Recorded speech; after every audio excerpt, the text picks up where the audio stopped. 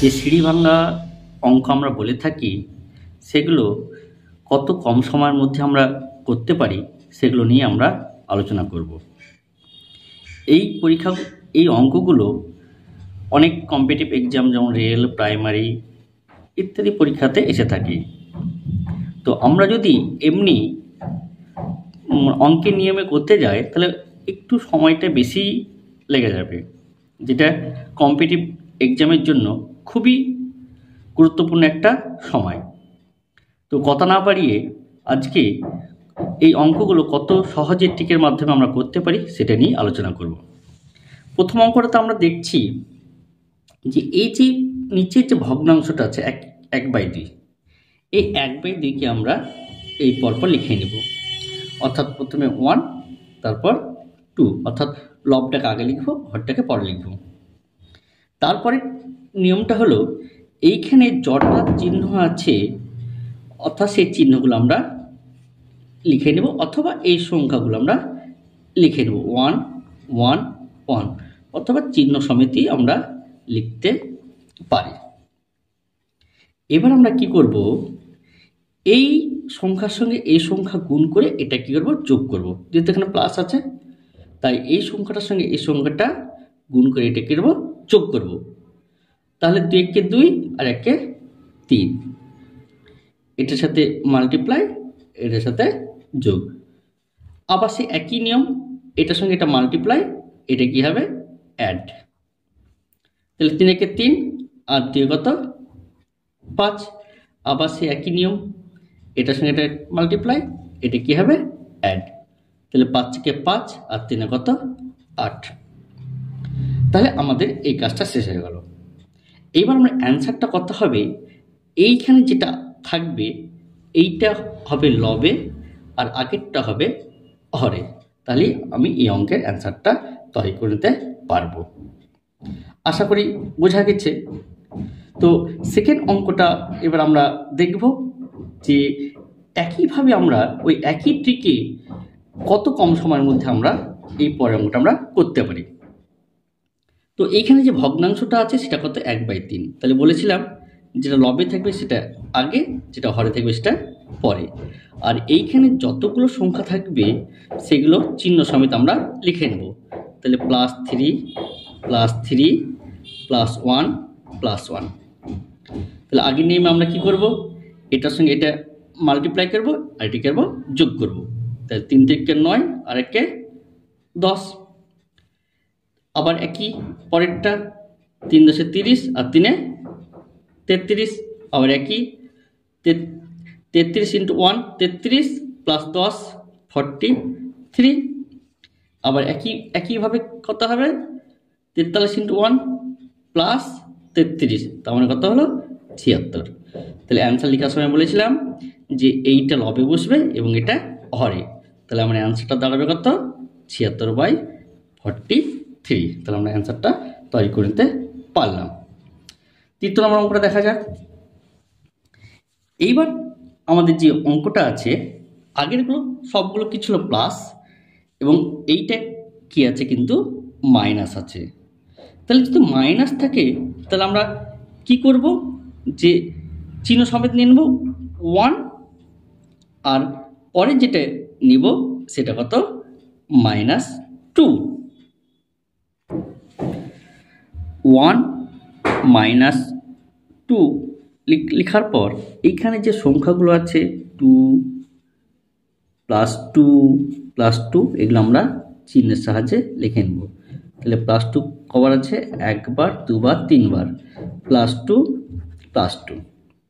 এবার আমরা নিয়মটা কি বলেছিলাম, এটার সঙ্গে একটা মাল্টিপ্লাই এবং এটা কি অ্যাড হবে, অর্থাৎ এটা গুণ আর এটাকে মাল্টিপ্লাই। তাহলে 2 × -2 তাহলে -4 +1, তাহলে কত হলো, -3 পেয়ে গেলাম। এবার এটার সাথে এটা মাল্টিপ্লাই আর এটা কি হবে, অ্যাডিং। তাহলে কত হবে, -3 × 2 -6 আর এদিকে -2, তাহলে -8। তারপর এটার সঙ্গে এটা অ্যাড এবং এটা কি হবে, এটার সঙ্গে এটা মাল্টিপ্লাই আর এটা কি হবে, অ্যাড।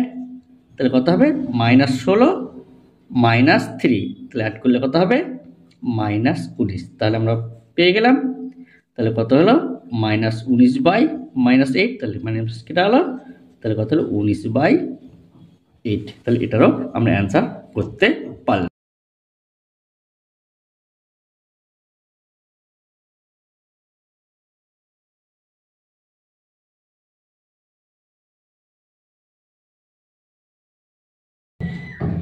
এইবার আমরা 4 নম্বরের অঙ্কটা দেখব।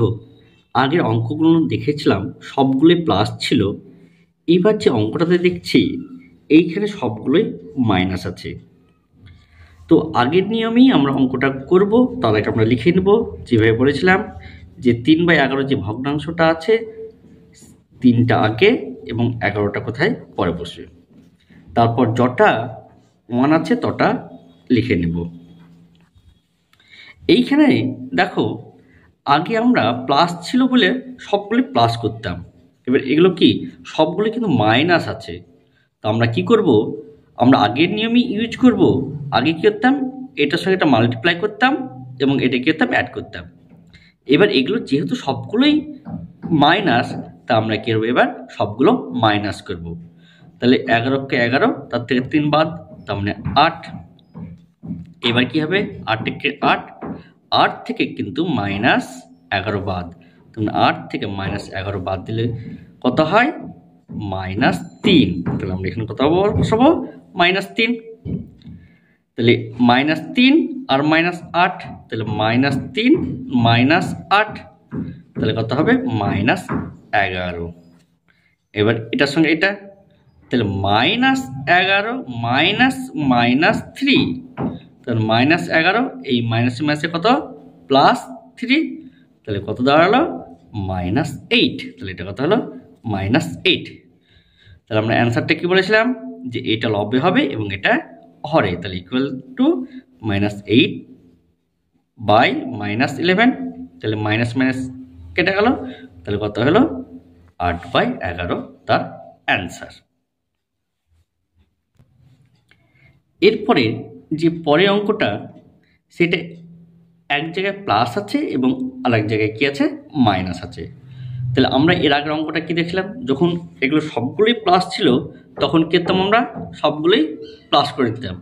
যখন দেখলাম এগুলো সবগুলোই মাইনাস আছে তখন আমরা কি করতাম, মাইনাসের যে নিয়মে যোগ বিয়োগ হয় সেই যোগ বিয়োগগুলো আমরা করেছিলাম। এইবার কিন্তু কি আছে এক জায়গায় মাইনাস আর এক জায়গায় প্লাস। তো আমরা কি করব, যেখানে মাইনাস আছে সেখানে মাইনাস করব, যেখানে প্লাস আছে সেখানে প্লাস করব, কিন্তু আমরা আগের নিয়মেই আমরা অনুসরণ করব। তাহলে আমরা তাহলে ভগ্নাংশটা কত আছে 3/11, তাহলে 3 আর 11 লিখে নিলাম। তাহলে যেখানে মাইনাস আছে এই মাইনাস দিলাম, আর যেখানে প্লাস আছে প্লাস দিলাম, তারপর আবার মাইনাস আবার প্লাস। তাহলে আমার সুবিধা কি হবে, তাহলে আমরা বুঝতে পারবো যে প্রথমটা কি হবে মাইনাস, পরেরটা কি হবে প্লাস, তারপর আবার মাইনাস, আবার কি হবে প্লাস। তাহলে প্রথমে কি আছে মাইনাস, তাহলে 11 থেকে তাহলে 3 বাদ দেব, তাহলে কত হবে 8। তারপরটা কি আছে প্লাস, তার মানে এটার সঙ্গে এটা কি হবে প্লাস হবে, কারণ এখানে সবগুলোই কত আছে 1 আছে। তাহলে 1 এর সাথে আমি যাই গুণ করি না কেন সেটাই কিন্তু আমরা পাবো। তাহলে এটা 8 আর 11 কি হবে অ্যাড হবে, অ্যাড করলে কত হবে 19। তারপর আবার কি আছে মাইনাস, তার মানে এটা থেকে এটা কি হবে মাইনাস, তাহলে কত হবে 11। আবার কি আছে প্লাস, তার মানে এটার সঙ্গে এটা কি হবে যোগ, তার মানে কত 30। তাহলে আমার অ্যান্সারটা কি দাঁড়ালো 30/11। তো আশা করি এই অঙ্কগুলো আমরা খুব কম সময়ের মধ্যে এক্সামে আমরা করে আসতে পারবো। তো যদি বুঝতে পারো তাহলে এই চ্যানেলটাকে